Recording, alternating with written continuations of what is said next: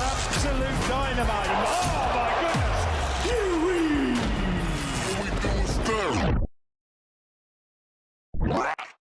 Oscar Bevis for IFL TV in association with MTK Global. I'm here today at the weigh-in for the Thursday night show at Okolie, joined by Sky's Johnny Nelson. How are you, sir? How you doing, Oscar? You're the new boy on the block. Coogan's let you loose with a microphone, which is good.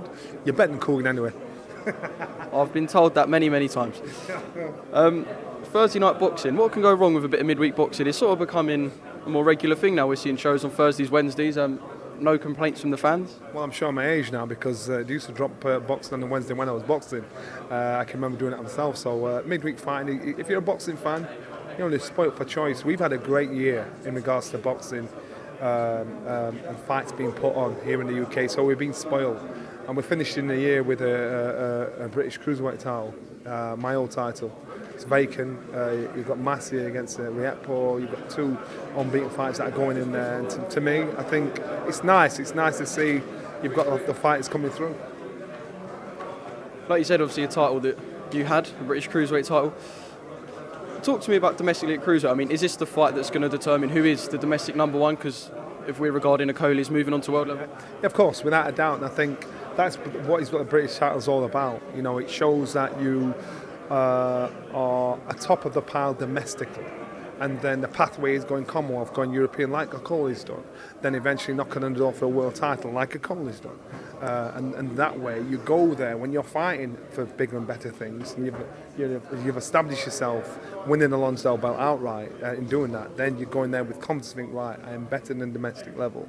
And all fighters need that, and whoever wins between Massey and Rietpo, I think it's those defences that cement their position in the domestic pile-up. You talk about this clear route that winning the British or winning it outright can give you. Is there a lot of fighters now who are perhaps overlooking that and skipping it too quickly? That's the problem, and then when they skip it too quickly, what happens is when they're in against somebody where on paper it looks like the odds are against them, they won't go in there with that true confidence. I know if you do it the right way, the traditional way, you can fight anybody and everybody, any part of the world. And I look at, you know, it's no secret I'm a fan of Rietpo, and I look at this young man and I think, you know what, you've got a lot of ability, but you've not got the confidence to go with the ability. So he's learning on your job. For Massey, he had the crack to fight for the British title before against Lawrence Okolie, and through injury the fight didn't come off. So he thinks, you know what, I deserve to be here. I'm unbeaten. I've done what I've had to do. It's not an easy job in hand. And so I think domestically the cruiserweight division, I like it. I like the interest. I like the units that are involved in it. I like the fighters that are there. And are Britain going to have a new cruiserweight world champion very soon in Mr. Lawrence Okolie? Without a doubt. Without a doubt. Lawrence Okolie, he always gets a lot of criticism, and I get him. I get where he's at. I get the criticism because I was, you know, as criticised as much, if not more than Okolie was. Lawrence Okolie is a big cruiserweight. Lawrence Okolie is another fighter learning on the job. Lawrence Okolie is his size, his reach, and his natural strength is to be questioned. You know, in regards to, you know, this guy could step up to heavyweight, compete at heavyweight.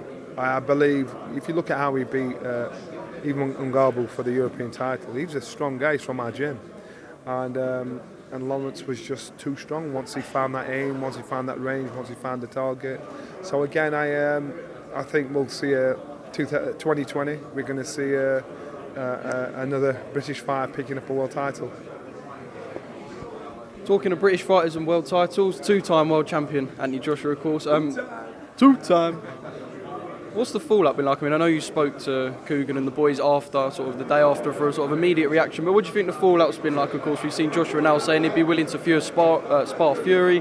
There's the mandatory situation, and also the media perception of the fight. What do you sort of break down the fallout for me? It's funny how one line can throw the media or the public into, oh my God, really? And I'm quite sure, true or false, I'm quite sure.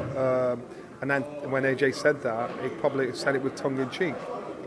I'm quite sure when Fury responded, he had to respond. He couldn't not respond. Again, he had to, in saying that, I'm quite sure his coach would never let that happen. if I was training Fury, I'd say, are you mad? You got fish to fry here with Deontay Wilder, the biggest punching heavyweight in the world. Why are you messing about sparring with Anthony Joshua in prep for this? Because we know it's not going to be about your preparation for Wilder. It's going to be about you two. So if his trainer's got anything about him, we'll make sure that doesn't happen. The only person that would benefit from that would be Anthony Joshua. Really, would Anthony Joshua do it? I'm quite sure he would. I'm sure, but I'm also sure that your handlers wouldn't let that happen. You know, it'd be silly letting it happen. It's just listen, it was an off-the-cuff remark, which is probably gone viral now, but it's done its job. Of course, Fury spit with Ben Davison as well. Yeah. Probably unexpected in most people's eyes. They seem like the perfect fit inside and outside of the ring. Would you make of Fury now and the new training situation? Was you shocked when you heard the news of him and Ben? I don't think there's a fallout with he and Ben Davison. I think Ben Davison's done an amazing job with Tyson Fury because he understands the psyche of Tyson Fury. And you look at his performance when they were in the corner, when he was in the corner, when Tyson boxed Deontay Wilder. He was very calm, calculated, understanding no pressure, and he worked well within what he could do. And that was his introduction to boxing, as far as we were concerned, even though he's been involved in boxing in the past. I think Ben Davison will never know as much as Tyson Fury. So therefore, Tyson Fury needed a little bit more of an injection to get over that finish line and walk away as a champion instead of walking away with a draw.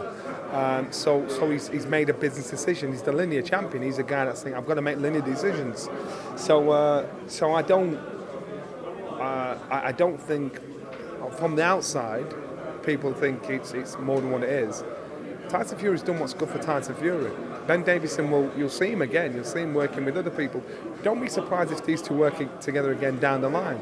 But Tyson Fury's gone to work with somebody that suits him right now for this fight.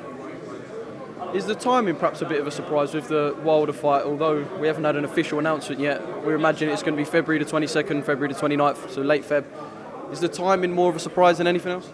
Or what makes you think he's only just started training with him? So you got me there. Exactly. What he's probably been doing it for a lot longer. He's just told you, that's all. So he's not fool. It's just a case of when he decides to let you lot know. All right, Johnny. Thank you very much for speaking to IFL TV and my first interview with yourself. So all is good. You're the man. Top man. Thank you, Johnny. Yes, and Cougar Zabatiol. You're the man. You're the new man. I'm gonna thumbnail that and put that as the quote for the headline now.